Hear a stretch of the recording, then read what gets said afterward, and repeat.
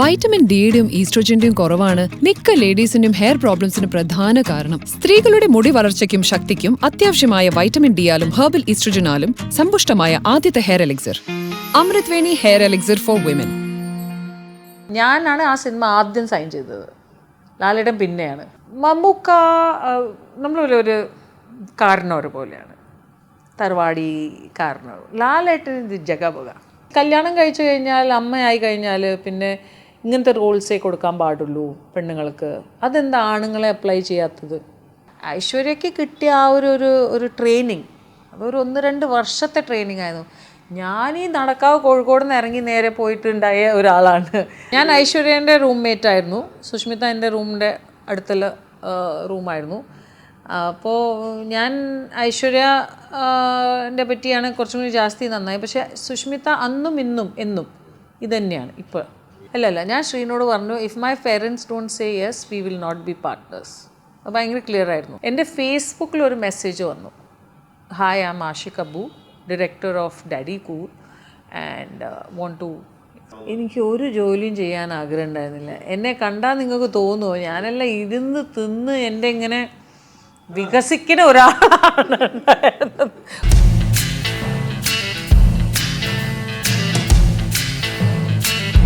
Chungath jewellery light weight ഗോൾഡിന്റെ ഏറ്റവും പുതിയ കളക്ഷൻ.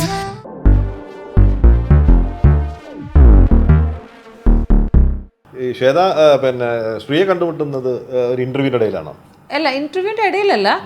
ഇന്റർവ്യൂ മറ്റേ വനിത, മറ്റേ പ്രേമ മാമൻ മാത്യു മാം ബോംബെ വരുന്നുണ്ടായിരുന്നു വനിത കവറിൻ്റെ ഷൂട്ടിന് വേണ്ടി. അപ്പോൾ ശ്രീയാണ് അവിടെ വീക്കിൻ്റെ CEO, മറ്റേ എഡിറ്റർ.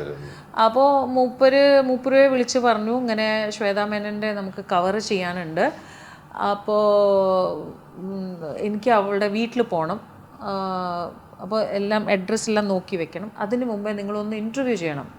അപ്പോൾ മൂപ്പര് എന്നെ വിളിച്ചപ്പോൾ എനിക്കറിയില്ലല്ലോ ഇയാൾ ആരാണെന്ന്. അപ്പം ഞാൻ പറഞ്ഞു, ഓക്കെ, നിങ്ങൾ ഇത്രാം തീയതി ഇത്ര മണിക്ക് ഇതാണ് എൻ്റെ വീട്, ബിൽഡിംഗ് വരണം എന്ന്. അപ്പോൾ മൂപ്പര്, ഞാൻ മറന്നുപോയി, ഞാൻ പാർലറിൽ ഫേഷ്യൽ ചെയ്യുന്ന സമയത്ത് മൂപ്പര് അവിടെ ഗേറ്റിൻ്റെ അവിടെ വന്ന് എന്നെ വിളിച്ചപ്പോൾ ഞാൻ പറഞ്ഞു ഹലോ. അപ്പോൾ പറഞ്ഞു, ഞാൻ ശ്രീവത്സൻ മേനനാണ്, ഞാൻ വീക്കിൽ നിന്ന് വന്നതാണ് ഇൻ്റർവ്യൂ ചെയ്യാൻ.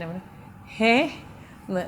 അങ്ങനെ മൂപ്പരെ ഞാൻ 3 മണിക്കൂർ വാച്ച്മാൻ്റെ ക്യാബിനിൽ വെയിറ്റ് ചെയ്യിപ്പിച്ചു. ഞാൻ ഫേഷ്യൽ ഫുൾ ചെയ്ത് സുന്ദരിയായിട്ടാണ് ഞാൻ പോയത്. അങ്ങനെയാണ് ഞാൻ ആദ്യമായിട്ട് മൂപ്പരെ കാണുന്നത്. മൂപ്പരുടെ ടെമ്പറമെൻറ്റ് വെച്ചോണ്ട് ഉള്ളിൽ തേറി പറഞ്ഞിട്ടുണ്ടാവും, പുറത്തൊന്നും തേറി പറഞ്ഞില്ല. അതിപ്പല്ല, അന്നേ എന്നോട് ദൈവം പറഞ്ഞതാണ്. അന്ന് പിന്നെ അതൊരു സ്നേഹത്തിന്റെ വഴിയിലേക്ക്. സ്നേഹമൊന്നുമില്ല. We were more of I think നമ്മളിങ്ങനെ സംസാരിച്ചിട്ട് we started respecting each other. It was not a love and all. അത് ലവ് അഫെയർ അങ്ങനെയൊന്നുമില്ല. പക്ഷേ ഇതാണ്, ബിക്കോസ് ഞാൻ ഒബ്വിയസ്ലി ഒരു റിലേഷനിൽ വന്നുകൊണ്ട് എനിക്ക് ഇനി മണ്ടത്തരം അബദ്ധം ചെയ്യാനുള്ള ഒരു ആഗ്രഹം ഉണ്ടായിരുന്നു. അപ്പോൾ എൻ്റെ ഭയങ്കര ക്ലിയർ ആയിരുന്നു, എന്താണെങ്കിലും എൻ്റെ അച്ഛനമ്മോട് പറഞ്ഞ് എന്തായാലും അച്ഛനമ്മ ഇനി ജാതകമെല്ലാം നോക്കിയിട്ടേ കല്യാണം നടക്കുള്ളൂ.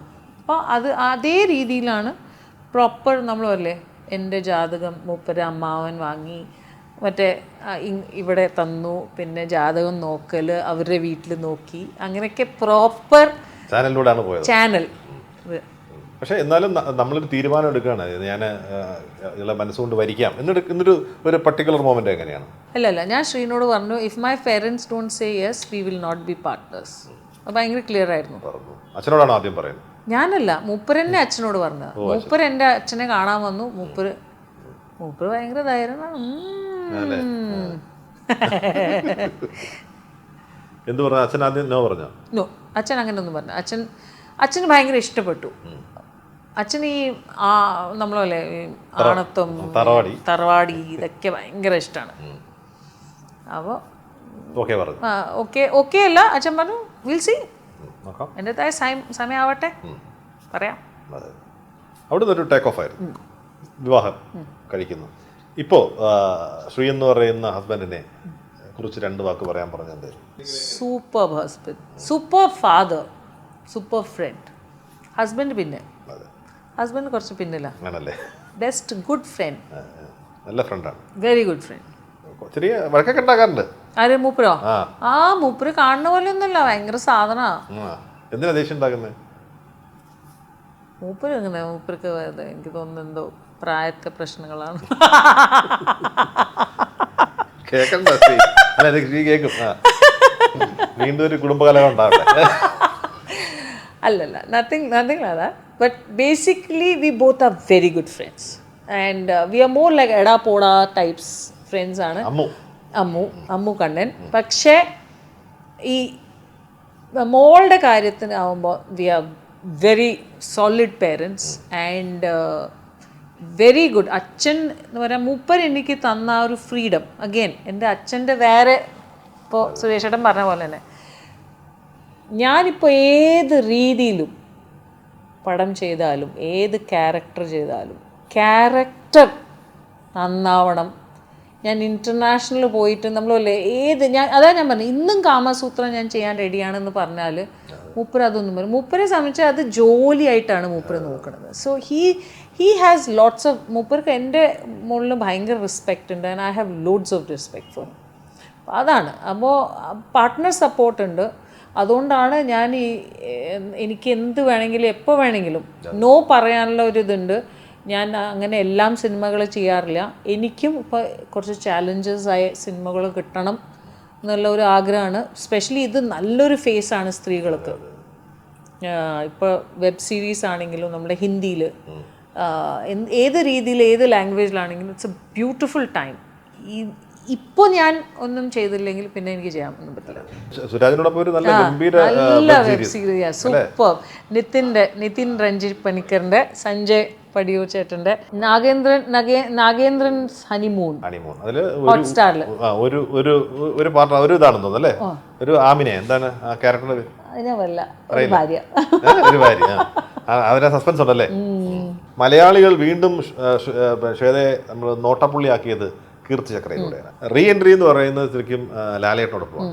തുടക്കം മമ്മൂക്കോടൊപ്പം റീ എൻട്രി, ഇതും അപൂർവമായിട്ട് കിട്ടുന്നൊരു ഭാഗ്യമാണ്. അല്ല, പക്ഷേ കീർത്തി ചക്രേൻ്റെ കാര്യം എനിക്ക് ഭയങ്കര ക്ലിയർ ആയിരുന്നു. ഞാനത് മേജറിനോട് എപ്പോഴും പറയും, ഞാനാണ് ആ സിനിമ ആദ്യം സൈൻ ചെയ്തത്, ലാലേട്ടൻ പിന്നെയാണ്. അപ്പോൾ ഞാൻ എപ്പോഴും പറയും ഞാനാണ് സീനിയർ.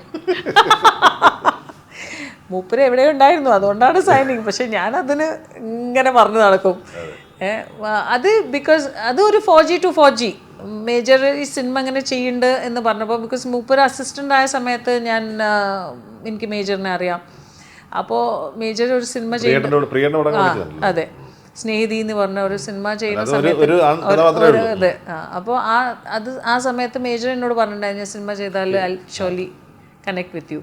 അങ്ങനെയാണ് എന്നെ ബോംബെയിൽ മൂപ്പര് നാട്ടിൽ നിന്ന് വന്ന് മൂപ്പര് എന്നെ വീട്ടിൽ വന്ന് സൈൻ ചെയ്ത്.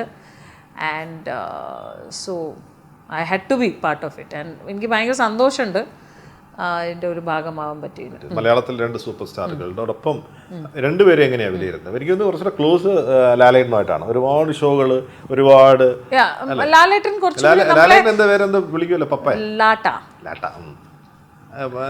അതെനിക്ക് അറിയില്ല. വൈറ്റ് മൂപ്പരും പറയും വേറെ എനിക്ക് തോന്നുന്നു മൂപ്പര് ഒരാളും കൂടി ആരോ വിളിക്കുന്നുണ്ട് അങ്ങനെ. ഞാൻ ലാട്ട. അപ്പം എന്നെ എല്ലാവരും, ഞാൻ സോഷ്യൽ മീഡിയയിലും ഹാപ്പി ബർത്ത്ഡേ ലാട്ട എന്ന് എഴുതുമ്പോൾ അപ്പം എഴുതും ലാട്ട അല്ല ലാലേട്ടൻ. അല്ല, അതേ എന്താ വിളിക്കുമല്ലോ ഒരു കുഞ്ഞി പേര്, പപ്പയ. അല്ല അങ്ങനെ ഒന്നുമില്ല, അങ്ങനെയൊന്നുമില്ല. അമ്മേ. അച്ഛന് ഭയങ്കര ഇഷ്ടമായിരുന്നു അല്ലേ ലാലേട്ടന്? അച്ഛൻ വീട്ടിൽ വരാറുണ്ടായിരുന്നു. അപ്പോൾ ഞാൻ സിനിമയിൽ ഉണ്ടായിരുന്നില്ല. അപ്പോൾ so he knows me from when I was small kid. ഒരു കല്യാണം ആലോചിച്ചൊരു കഥ ഞാൻ കേട്ടിട്ടുണ്ട്. ആരുടെ കൂടെ? അല്ല, ലാലേട്ടൻ്റെ കൂടെ അല്ല. ഓക്കെ. ഒരു ഗൾഫ് ഷോയ്ക്കിടയിൽ എന്തോ അങ്ങനെ. ഗൾഫല്ല, അമേരിക്കൻ ദുഷ്ടൻ ലാലേട്ടൻ. അത് എൻ്റെ ഈ ഫസ്റ്റ് റിലേഷൻഷിപ്പ് പൊട്ടി ഡിവോഴ്സ് ചെയ്തിട്ടാണ് ഞാൻ ഈ US ഷോന് പോകുന്നത്. അപ്പോൾ അതിൽ ലക്ഷ്മി ഗോപാലസ്വാമിൻ്റെ, ഞാനുണ്ട്, വിനീത് ഏട്ടുണ്ട്, മുകേഷ് ഏട്ടുണ്ട്, ലാലേട്ടനുണ്ട്, കുറേ വലിയ താര. അപ്പോൾ അതിൽ സഡൻലി ലാലേട്ടനും മുകേഷിനും പറഞ്ഞു നമുക്ക് ഇവിടെ കല്യാണം കഴിപ്പിക്കാം. അപ്പോൾ വിജയേട്ടൻ്റെ ഷോനാണ് പോകുന്നത്. ഇപ്പോൾ മൂപ്പറുടെ നെഫ്യൂ ഡോക്ടറാണ്. പ്രോപ്പർ പെണ്ണ് കാണൽ ചടങ്ങെല്ലാം നടന്നു. എനിക്ക് സഡൻലി ഞാൻ നോക്കുമ്പോൾ ആണ് വരുന്നു, കാണുന്നു, മുകേഷ് ഏട്ടൻ നിൽക്കുന്നു, ലാലേട്ടൻ നിൽക്കുന്നു. ഞാൻ വാട്ട് ദ ഹെൽ. അപ്പോൾ ജസ്റ്റ് ഞാൻ ഡിവോഴ്സ് സൈൻ ചെയ്ത് ഇറങ്ങിയിട്ടേ ഉള്ളൂ. അപ്പോൾ ഞാൻ കരയാനെല്ലാം തുടങ്ങി. അപ്പോൾ ഞാൻ പറഞ്ഞു ഇതെന്താണ് ഇങ്ങനെ, ഞാനൊന്നും ഇത് കേൾക്കൊന്നുമില്ല എനിക്ക് വന്നിട്ട്. അപ്പോൾ അവർ ഫുൾ അമേരിക്കൻ ട്രിപ്പിൽ എനിക്ക് വേണ്ടി പയ്യൻ അവിടെ നോക്കും. ഞാൻ പറഞ്ഞു ഞാൻ US പോയി താമസിക്കില്ല, ഞാൻ നാട്ടിൽ തന്നെ നിൽക്കുള്ളൂ അച്ഛനമ്മയുടെ അടുത്ത്. പക്ഷെ അന്നൊന്നും സമ്മതിക്കാത്ത കാര്യമായി. ഇനി ഡോക്ടറാന്നൊക്കെ പറഞ്ഞിട്ട് എന്നാ നമുക്ക് കല്യാണം കഴിച്ചാലെന്ന്. അല്ല, അങ്ങനെ നമ്മൾ ഒരാളുടെ കാശിന് വേണ്ടി മോഹിച്ചിട്ട് പോയിട്ട് കാര്യമില്ല. ആള് ആരൊക്കെയോ സർജറി ചെയ്തുകൊണ്ടിരിക്കും, ഞാൻ ആളുടെ കാശ് എടുത്ത് അങ്ങോട്ടും ഇങ്ങോട്ടും എല്ലാം തെണ്ടുണ്ടാവും. മമ്മൂക്കയും ലാലേട്ടനെ വിലയിരുത്തുമ്പോൾ ഇറ്റ്സ് ഡിഫിക്കൽട്ട്, ബുദ്ധിമുട്ടാണ്. Two different people. മമ്മൂക്ക നമ്മളൊരു കാരണവർ പോലെയാണ്, തറവാടി കാരണവർ. ലാലേട്ടൻ ഇത് ജഗബഗ യുനോ മൂപ്പർ. ഇപ്പോൾ ഞാൻ ലാലേട്ടൻ്റെ കൂടെ ഏതെങ്കിലും സിനിമയോ അല്ല ഷോസ് എന്തെങ്കിലും ചെയ്യുന്ന സമയത്ത് ഇപ്പോൾ എനിക്ക് ഷോപ്പിങ്ങിന് എന്തെങ്കിലും പോകണമെങ്കിൽ അപ്പോൾ ഞാൻ ലാലേട്ടനോട്, ലാലേട്ടൻ ഇന്ന് ഞാൻ റിഹേഴ്സൽ 2 മണിക്കൂർ ലേറ്റായി വരും ഇങ്ങനെ. അപ്പോൾ ലാലേട്ടൻ നമുക്ക് വേണ്ടി കവറപ്പ് ചെയ്യും. അപ്പോൾ അങ്ങനെയൊക്കെ ഷൂട്ടിങ്ങിലെല്ലാം പോയ സമയത്ത് ഞാൻ എവിടെയെങ്കിലും ഫ്രണ്ട്സിൻ്റെ കൂടെ എവിടെയെങ്കിലും പോകണമെങ്കിൽ ഞാൻ ലാലേട്ടനോട് പറഞ്ഞു, ലാലേട്ടൻ പ്ലീസ് ലാലേട്ടൻ ഈ സീന് ഒന്ന് എങ്ങനെയെങ്കിലും എൻ്റെ സീനൊന്ന് തീർത്തു തരുമോ. ലണ്ടനിലെല്ലാം ആകാശഗോപുരം ചെയ്യണ സമയത്ത് മൂപ്പര് എനിക്ക് വേണ്ടി എത്ര കവറപ്പ് ചെയ്തിട്ടുണ്ടോ. അപ്പോൾ മൂപ്പര് പറയും നമുക്ക് ശ്വേതേൻ്റെ സീൻ ചെയ്താലോ, എന്തിനാണ് ആ കുട്ടി നിൽക്കണത്, പോട്ടെ എന്നൊക്കെ പറഞ്ഞിട്ട്. പിന്നെ ഒരു മുങ്ങലുണ്ട് യുനോ അങ്ങനെയൊക്കെ. പക്ഷെ മമ്മൂക്കേൻ്റെ അടുത്ത് അങ്ങനെയില്ല. Mammukka is like more like okay കുറച്ച് കാരണവരാണ്. പക്ഷെ അതുകൊണ്ട് കുട്ടിത്വം ഉണ്ട് മമ്മൂക്കയ്ക്ക്. പക്ഷെ അത് സീസണലാണ്. നമ്മളല്ലേ പൈസ വെച്ചായിരുന്നു. അതാ ഞാൻ അയച്ചു മൂപ്പര് എനിക്ക് പൈസ തരുന്നു. ഒട്ടിയണമെന്ന് പറഞ്ഞല്ലേ അമ്മയുടെ പൈസ വെച്ചല്ലേ? എത്രയ്ക്ക്? അതാ ഞാൻ പറഞ്ഞത്. സോ കുട്ടിത്വം ഉണ്ട് മമ്മൂക്ക. പക്ഷേ മമ്മൂക്ക ഈസ് വെരി എന്താ പറയുക, he's like a baby you know. മൂപ്പര് the other person is full of life. ചിരുവിനെ പറയുന്ന പോലെ നമുക്കൊക്കെ ഇഷ്ടമുള്ള ഒരു കഥാപാത്രമാണ് മായ. സോൾട്ട് ആൻഡ് പെപ്പറിലെ അത് കുറച്ചും കൂടി നമുക്ക് കുറച്ച് ഇഷ്ടം തോന്നുന്ന ഭയങ്കര രസമുള്ള ഒരു കഥാപാത്രം. അതിലേക്കുള്ളൊരു ഇൻ്റർവ്യൂ എങ്ങനെയാണ്? അത് ഞാൻ ഒരു തെലുങ്ക് പടം മറ്റേ നാഗാർജുൻ സാറിൻ്റെ കൂടെ ഞാൻ തെലുങ്ക് പടം ചെയ്യാണ്ടായിരുന്നു ഇവിടെ എന്താ പറയുക ഹൈദരാബാദിൽ. അപ്പോൾ ഞാൻ എൻ്റെ ഹോട്ടലിൽ നിന്ന് ലൊക്കേഷനിലേക്ക് രാജണ്ണ സിനിമ ചെയ്യുന്ന സമയത്ത് ഹോട്ടലിൽ നിന്ന് ലൊക്കേഷനിലേക്ക് പോകുന്ന സമയത്ത് എൻ്റെ ഫേസ്ബുക്കിൽ ഒരു മെസ്സേജ് വന്നു, hi I am Aashiq Abu, director of Daddy Cool and want to. അപ്പോൾ എനിക്ക് തോന്നുന്നു എൻ്റെ ഓഫീസാണോ ആരോ കണ്ടു. അപ്പോൾ എന്നോട് പറഞ്ഞു, ഞാൻ പറഞ്ഞു okay call up on this number എന്ന് പറഞ്ഞിട്ട് മൂപ്പര് എൻ്റെ നമ്പറിൽ വിളിച്ചു. അപ്പോൾ അവിടുന്ന് തൊട്ട് എൻ്റെ ലൊക്കേഷൻ ഓൾമോസ്റ്റ് ഒരു 1 hour പ്ലസ് ആണ്. അതിൻ്റെ ഇടയിലാണ് ശ്യാം പുഷ്കരൻ മറ്റേ ഇവരെല്ലാവരും എനിക്ക് കഥ പറഞ്ഞത്. എനിക്ക് ഭയങ്കര ഇഷ്ടപ്പെട്ടു. ഇതൊരു ജൂൺ ഇതേ സമയത്താണ് ഞാൻ കേൾക്കുന്നത്. ഷൂട്ടിംഗ് നടന്നത് ജാനുവരിയിലാണ് ട്രിവാൻഡ്രത്ത്. അപ്പോൾ ഈ 6 മാസം മുമ്പേ ഞാൻ കേട്ട. അപ്പം ഞാൻ പറഞ്ഞു, അപ്പോൾ അന്ന് എനിക്ക് ഇപ്പോഴും ഓർമ്മയുണ്ട്. ഞാൻ പറഞ്ഞു this movie will be super hit. അവരൊന്നും അത് പ്രതീക്ഷിച്ചില്ല. ലാലേട്ടനും പറഞ്ഞിട്ടുണ്ട് ഇത് ദാറ്റ് ഞാൻ അങ്ങനെ ശ്വേതയ്ക്ക് ആദ്യം തൊട്ട് കോൺഫിഡൻസ്. എനിക്കെന്തോ അതിൻ്റെ ഒരു പിന്നെ ഈ മേക്കിംഗ് എല്ലാം നടന്നപ്പോൾ ഐ ലവ്ഡ് ഇറ്റ്. ഞാൻ ഭയങ്കര എൻജോയ് ചെയ്ത ഒരു പടമാണ് സോൾട്ട് ആൻഡ് പെപ്പർ. ബിക്കോസ് അത് കഴിഞ്ഞിട്ടാണ് ഞാൻ രതി നിർവേദം സിനിമ സെറ്റിൽ പോകുന്നത്. അപ്പോൾ രതി നിർവേദത്തിന് വേണ്ടി ഞാൻ തടിക്കുന്നുണ്ട്. ഈ മായയ്ക്ക് ആ ക്യാരക്ടർ അത് കുറച്ചും കൂടി വേറൊരു ലുക്ക് വന്നു. പക്ഷെ ഞാൻ സംസാരിച്ച സമയത്ത് ഞാൻ അതിൻ്റെ ഹാഫ് സൈസ് ഉണ്ടായിരുന്നുള്ളൂ. അതിനകത്ത് ഒരു ഡബിങ് ആർട്ടിസ്റ്റ് ആയിട്ടാണ്. അതെ, ആദ്യകാലത്തെ സിനിമയിലൊന്നും ഡബ് ചെയ്തിട്ടില്ല. അല്ല, ഞാൻ അതിലും ഡബ് ചെയ്തിട്ടില്ല. ആക്ച്വലി ഭാഗ്യ ചേച്ചിയാണ് ഡബ് ചെയ്തിട്ടുണ്ട്. അപ്പോൾ ഭാഗ്യ ചേച്ചി ഡബ് ചെയ്യുന്ന സമയത്താണ് ഈ കള്ളിൻ്റെ സീന് വന്നപ്പോഴാണ് ഭാഗ്യ ചേച്ചി പറഞ്ഞു എനിക്ക് ഭയങ്കര ബുദ്ധിമുട്ടി. അപ്പോഴാണ് ആഷിഖിനോട് പറഞ്ഞത് എന്തുകൊണ്ട് ശ്വേത പറഞ്ഞ രീതിയിൽ തന്നെ എടുത്താൽ മതിയിരുന്നല്ലോ. അപ്പോഴാണ് പറഞ്ഞത് ചേച്ചി ആദ്യത്തെ 2-3 ദിവസം ഷൂട്ട് കഴിഞ്ഞപ്പോഴാണ് നമുക്ക് തോന്നിയത് അയ്യോ ഡബ്ബിങ് ആർട്ടിസ്റ്റ് ആക്കിയല്ലോ. ബിക്കോസ് എനിക്കൊരു ആക്സെൻറ്റ് ഉണ്ട്. അപ്പോൾ ആ ഒരു ആക്സെൻറ്റ് നമുക്ക് ഏത് വേണമെങ്കിലും ഒരു രീതിയിൽ നമുക്ക് ക്യാരക്ടർ മാറ്റാമായിരുന്നു. പക്ഷേ നമ്മൾ ഓൾറെഡി ഡബ്ബിങ് ആർട്ടിസ്റ്റിൻ്റെ രീതിയിൽ സ്ക്രിപ്റ്റ് റെഡിയാക്കി കഴിഞ്ഞിട്ടുണ്ടായിരുന്നു. അങ്ങനെയാണ് അതിൻ്റെ ഒരു ഇതായത്. പക്ഷേ പിന്നീട് പലർക്ക് വേണ്ടി ഡബ് ചെയ്തു. പലർക്ക് വേണ്ടി ഡബ് ചെയ്തിട്ടുണ്ട്, ഞാൻ എനിക്ക് വേണ്ടിയിട്ടും ഡബ് ചെയ്തിട്ടുണ്ട്. പക്ഷേ അല്ല ലാലേട്ടൻ്റെ ബറോസിൽ ഡബ് ചെയ്ത് ഞങ്ങൾ ഡബ് ചെയ്തിട്ടുണ്ട്. എന്താ അങ്ങനെയുണ്ട് ബറോസ് കണ്ടിട്ട്? നന്നായിട്ടുണ്ട്. അത് ഇപ്പൊ ഞാൻ ഇത് 3D ഒന്നും കണ്ടിട്ടില്ല. നോർമൽ ഇതിൽ കണ്ടപ്പോൾ എനിക്ക് കുറച്ച് ഒരു കൺഫ്യൂഷൻ ഉണ്ടായിരുന്നു എന്താണെന്ന്. പക്ഷെ 3D വെർഷൻ ഞാൻ ഒന്നും കണ്ടിട്ടില്ല. ആർക്കാണ് വോയിസ് കൊടുത്തിരിക്കുന്നത്? ഞാനതിൽ മെയിൻ ക്യാരക്ടറിൻ്റെ മദറിൻ്റെ. ഡബിങ് ഇങ്ങനെ ഒരു പ്രൊഫഷണലായിട്ട് എടുക്കാൻ താല്പര്യമില്ല. അതും എനിക്ക് എല്ലാം പഠിക്കണം. ഇപ്പൊ എനിക്ക് എല്ലാം അറിയാം എന്നുള്ള പറയണ ആളല്ല. മധ്യവേനലും ഡബ് ചെയ്തിട്ടില്ല. അല്ല, ഞാൻ ഡബ് ചെയ്ത് അതിനാണ് ബഹമൻ ഗുബാദി IFFKയില് അതിന് ഒരു പ്രത്യേക പരാമർശം, ജൂറി പരാമർശം കിട്ടിയ ഒരു പടമാണ്. അത് കഴിഞ്ഞിട്ട് മൂപ്പർ എനിക്ക് ഒരു ഇന്റർനാഷണൽ സിനിമ ഓഫർ ചെയ്തു. ഞാൻ ഓക്കെ പറഞ്ഞു. പക്ഷെ അതിൻ്റെ ഷൂട്ടിംഗ് വന്നത് ഞാൻ ഗർഭിണിയായപ്പോഴാണ്. ആ സിനിമ ആ റോള് ഞാൻ ചെയ്യുന്ന റോളാണ് ചെയ്തത് മോനിക്ക ബലൂച്ചിനെ. എനിക്ക് അങ്ങനെ ഓർമ്മയില്ല. Something of Iranian character, truck driver പോലെ. ആ സമയത്ത് എപ്പോഴും എന്നോട് ശ്രീ പറയും Ammu there is no age to it. Sharon Stone also had success at the age of 57. ഞാനിപ്പോ 15 അല്ല ഒന്നുകൂടെ കൂട്ടാം 16 അല്ലെ 14 ആക്കാം തുടങ്ങിയെടുത്ത് തന്നെ നിൽക്കാം. പക്ഷേ ഈ മലയാള സിനിമയിൽ നേരത്തെ പറഞ്ഞ പോലെ സ്ത്രീകൾക്ക് പറ്റിയ നമ്മളെ ഇപ്പൊ അമ്മയും അച്ഛനൊന്നും ഇല്ലാന്ന് ഇടയ്ക്ക് ഒരു കമന്റ് ഇത് പറയാറുണ്ട് പല. അതിനകത്തൊരു ചെറിയ വിഷമമുണ്ടെന്ന് തോന്നുന്നു. അല്ല, ഉണ്ട് ഓഫ് കോഴ്സ്. ബിക്കോസ് ഈ നമ്മൾ കല്യാണം കഴിച്ചു കഴിഞ്ഞാൽ അമ്മയായി കഴിഞ്ഞാൽ പിന്നെ ഇങ്ങനത്തെ റോൾസേ കൊടുക്കാൻ പാടുള്ളൂ പെണ്ണുങ്ങൾക്ക്. അതെന്താ ആണുങ്ങളെ അപ്ലൈ ചെയ്യാത്തത്?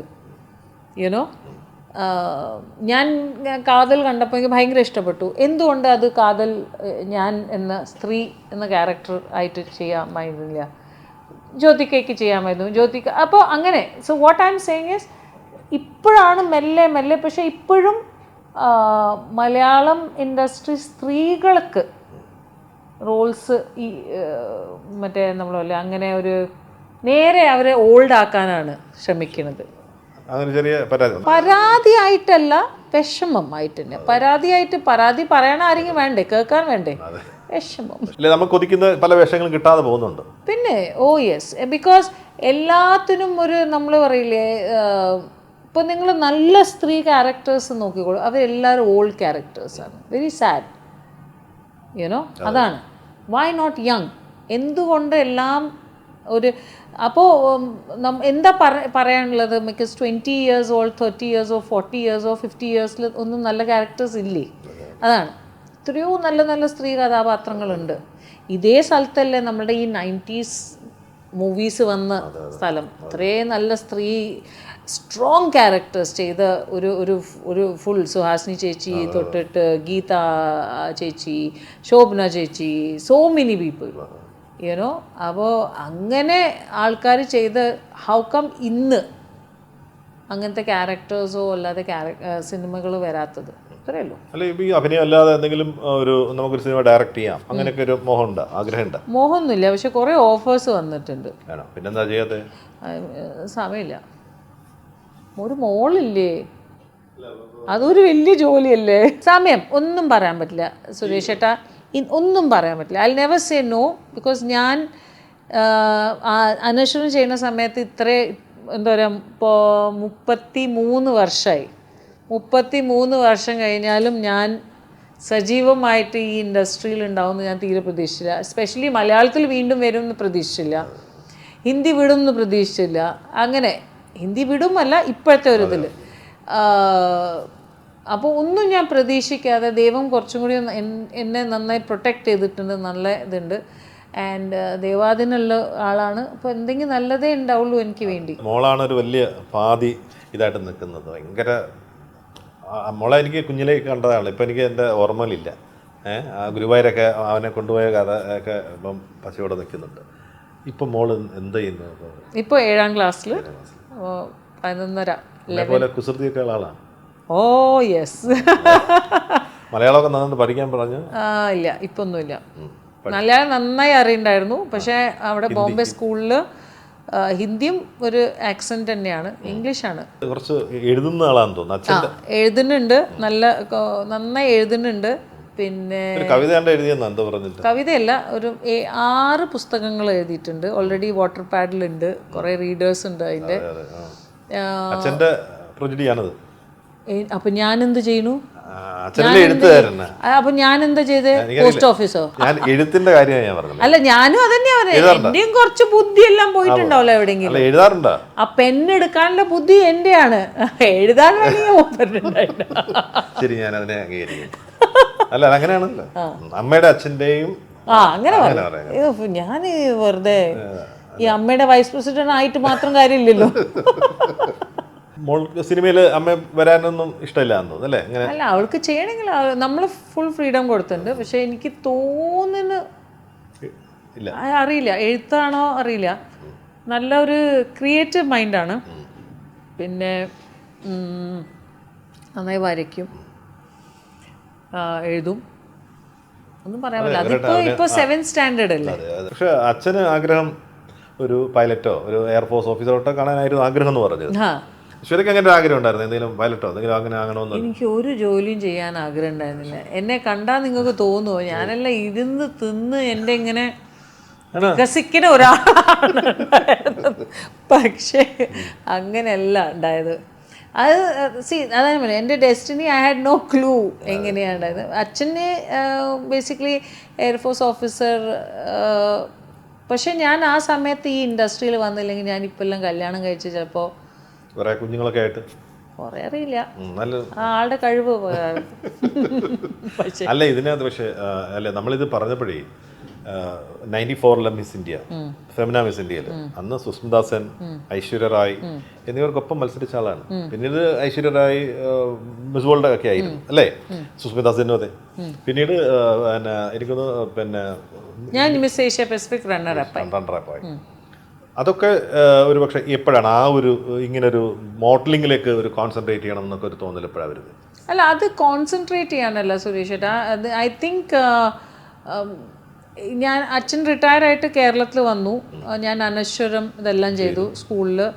പിന്നെ എനിക്ക് മലയാളം അത്ര വഴങ്ങുന്നില്ല.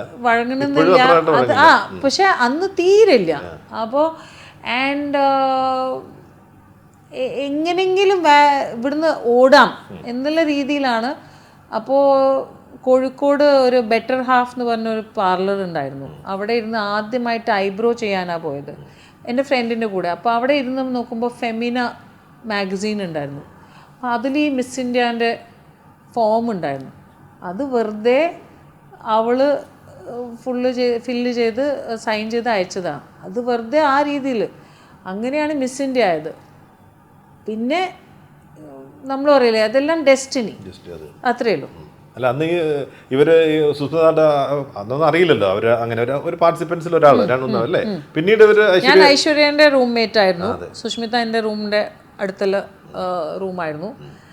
അപ്പോൾ ഞാൻ ഐശ്വര്യൻ്റെ പറ്റിയാണ് കുറച്ചും കൂടി ജാസ്തി നന്നായി. പക്ഷെ സുഷ്മിത അന്നും ഇന്നും എന്നും ഇത് തന്നെയാണ് ഇപ്പോൾ. ദർ ഇസ് ദാറ്റ് ഒരു വോംത്ത് എപ്പോഴും ഉണ്ട്. 36 ഒരു സംസാര രീതി എപ്പോഴും. 36 ഒരു കുറച്ചും കൂടി മെച്ചോർഡാണ് അന്നും ഇന്നും. ഐശ്വര്യ റൂംമേറ്റ്സ് ആയിട്ട് പോലും അത്ര ഇപ്പോഴും കോൺടാക്ട്സ് ഇല്ലെന്നാണ് എൻ്റെ അർത്ഥം. I am not in touch with her. പക്ഷേ ഞാൻ സുഷ്മിതേനെ എവിടെയെങ്കിലും കണ്ടാൽ Aishwarya is not that, she is more closed person. പക്ഷെ എൻ്റെ ലോക്കൽ അഡ്രസ് അന്ന് ഐശ്വര്യൻ്റെ വീടായിരുന്നു. അത് ഫെമിന കൊടുത്തതാണ്. അപ്പോൾ ആൻറ്റി പറഞ്ഞിട്ടുണ്ടായിരുന്നു ഓക്കെ, ബിക്കോസ് ഞാൻ കേരളത്തിൻ്റെ ഒരാളായിരുന്നു. അപ്പോൾ എൻ്റെ എല്ലാം ഫാൻ മെയിൽസ് ആണെങ്കിലും എന്തെങ്കിലും work calls for some time ഒരു വീട് എടുക്കണമായിരിക്കും. അന്ന് നേരിട്ടൊരു ചോദ്യം ഉണ്ടാവും, അവസാനത്തെ ഒരു അതെന്തായിരുന്നു അന്നൊരു ചോദ്യം, ഉത്തരം എന്തായിരുന്നു? എൻ്റെ ആദ്യത്തെ എൻ്റെ അവസാനത്തെ നമ്മളുടെ എല്ലാവരുടെയും റൈറ്റിംഗ് ചോദ്യമായിരുന്നു. Which historical would you change and why? എന്തായിരുന്നു അതിന് മറുപടി പറഞ്ഞു? നമ്മളെല്ലാവരും എഴുതിയത് ആദ്യം സുഷ്മിതയോട് ചോദിച്ചു, പിന്നെ വേറെ ആരും, പിന്നെ മൂന്നാമത്തെ ഞാൻ, പിന്നെ നാലാമത്തെ വേറെ, പിന്നെ അഞ്ചാമത്തെ ഐശ്വര്യ. അങ്ങനെയാണ് ചോദിച്ചത്. ആദ്യം സുഷ്മിത എഴുതിയത്, ഞാനും സുഷ്മിത ആൻസർ സെയിം എഴുതിയത്. പക്ഷെ ഒരു ഇംഗ്ലീഷ് വാക്കിലാണ് എൻ്റെ മാർക്സ് കട്ടായത്. സുഷ്മിതയും ഞാനും എഴുതിയത് ഹിസ്റ്റോറിക്കൽ ഇന്ദിരാഗാന്ധീസ് അസാസിനേഷൻ. പക്ഷേ 36 എഴുതിയത് ഇന്ദിരാഗാന്ധീസ് അസാസിനേഷൻ, ഞാൻ എഴുതിയത് ഇന്ദിരാഗാന്ധീസ് മർഡർ. ഭയങ്കര എനിക്ക് തോന്നുന്നു ഇന്നും ഒരുപാട് ആൾക്കാർക്ക് അസാസിനേഷനും മർഡറിൽ വ്യത്യാസം അറിയില്ല. പൊളിറ്റിക്കൽ ലീഡേഴ്സ് ആണ് അസാസിനേറ്റ് ആവുക. നമ്മളെ കൊന്നാല് നമ്മളെ അസാസിനേഷൻ പറയില്ല, നമ്മളെ മർഡറാ പറയാ. തുടർന്ന് അങ്ങോട്ട് പോകാനൊന്നും താല്പര്യം ഉണ്ടായില്ല? അല്ല, അത് കഴിഞ്ഞ് മിസ് ഏഷ്യ പസഫിക്കിന് പോയി. അവിടെ എനിക്ക് 3rd റണ്ണർ അപ്പ് കിട്ടി. പിന്നെ സുരേഷ് ഏട്ടാ, എനിക്ക് വേറെ ഒരു നമ്മളല്ലേ, ഇവരെല്ലാവർക്കും നല്ല, എനിക്ക് തോന്നുന്നു സുഷ്മിതയ്ക്ക് പിന്നെയും ആൾക്കാരുണ്ടായിരുന്നില്ല. ഐശ്വര്യയ്ക്ക് കിട്ടിയ ആ ഒരു ട്രെയിനിങ്, അതൊരു 1-2 വർഷത്തെ ട്രെയിനിങ് ആയിരുന്നു. ഞാനീ നടക്കാവ് കോഴിക്കോട് നിന്ന് ഇറങ്ങി നേരെ പോയിട്ടുണ്ടായ ഒരാളാണ്. അത് ഒരു ഡെസ്റ്റിനി പ്യോർലി, യുനോ.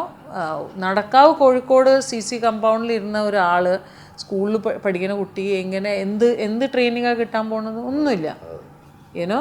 ഞാനിപ്പോൾ ഇതന്നെ ഒരു ബാംഗ്ലൂരോ അല്ലാതെ ചെന്നൈ ഉണ്ടെങ്കിൽ എനിക്ക് ഒന്നുമില്ലെങ്കിൽ കുറേ ആൾക്കാരുടെ അടുത്തുനിന്ന് എനിക്ക് ഹെൽപ്പ് എടുക്കാമായിരുന്നു. അപ്പോൾ അങ്ങനത്തെ ഒരു സ്ഥലത്തുനിന്ന് നമ്മൾ പോയിട്ട് I am very happy Suresh ഏട്ടാ. ഞാൻ ഇന്നും അത് മറക്കൂല. എൻ്റെ ആദ്യത്തെ എന്താ പറയുക, നമ്മളെ തുടക്കം, അത് ഞാൻ മറക്കൂല. ബിക്കോസ് എനിക്കിപ്പോഴും ഓർമ്മയുണ്ട്, അവിടുത്തെ കുറച്ച് ആൾക്കാരുടെ ഉമ്മമാരുടെ കല്യാണം, നിക്കാഹിൻ്റെ ഡ്രസ്സാണ് ഞാൻ എൻ്റെ ഇന്ത്യൻ ഡ്രസ്സിലിട്ടത്. ബിക്കോസ് എനിക്കാരും അവിടുത്തെ ഏതോ ഒരു ഷോപ്പ്, എനിക്ക് ഇപ്പോഴും ഓർമ്മയുണ്ട്, പേര് ഓർമ്മയില്ല, ഷോപ്പിൻ്റെ അവർ 2-3 സ്വിം സൂട്ട് എനിക്ക് തന്നു, സ്വിം സൂട്ടിന് ഇടാൻ വേണ്ടിയിട്ട്. അങ്ങനെയൊക്കെ നമുക്ക് എൻ്റെ 3000 രൂപ എന്തോ ആണ് എനിക്ക് ചിലവായത്. ഐശ്വര്യ റായ്ക്ക് എന്തോ 30 ലക്ഷത്തിൻ്റെ ഫുൾ വാർഡ്രോബ് ഉണ്ടായിരുന്നു. 3000 രൂപ എവിടെ, 30 ലക്ഷം എവിടെ? പക്ഷെ ഇത് എന്ത് ചിലവാക്കിയാലും ഞാൻ പറയണത്, സമയമായാൽ നമുക്ക് 3000 മതി. തുടങ്ങിയെടുത്ത് തന്നെ ഞാനത് അവസാനിപ്പിക്കാൻ ഉദ്ദേശിക്കുകയാണ്. പക്ഷേ നമ്മൾ ഈ പാൻ ഇന്ത്യൻ എന്ന് പറയുന്നത്, ഞാൻ പാൻ ഇന്ത്യൻ എന്ന് പറയുന്നത് ഒരു ഇത് വെച്ചിട്ടാണ്. പക്ഷേ ഒരു നല്ല കാലത്ത്, നല്ല സമയത്ത്, 30ാമത്തെ അല്ലെങ്കിൽ ഇപ്പോൾ 33 വർഷം ആവുന്നത് ഇൻഡസ്ട്രിയിലെത്തിയിട്ട്, ചുരുങ്ങിയ ആ കാലത്ത് തന്നെ മലയാളം, ഹിന്ദി, തമിഴ്, തെലുങ്കു സിനിമകളിലെല്ലാം മികച്ച വേഷങ്ങൾ ചെയ്തിട്ട് വളരെ തിരക്കേറിയ ഒരു താരമായിരുന്നു. പക്ഷേ മലയാളത്തിലെ ആദ്യത്തെ പാൻ ഇന്ത്യൻ താരം. ആ പാൻ ഇന്ത്യൻ താരം ഇനി നമ്മൾ കാണേണ്ടത് കൂടുതൽ വലിയ വലിയ വേഷങ്ങൾ ചെയ്തിട്ട് ഒരു നാഷണൽ അവാർഡിലേക്കും അതിന് മുകളിലേക്കൊക്കെ പോകാൻ മാത്രം പ്രാർത്ഥിക്കുന്നു. എല്ലാ വിശ്വാസങ്ങളും കൊണ്ടുവരും. താങ്ക് യു സുരേഷ് ഏട്ടാ. Means a lot. You know that.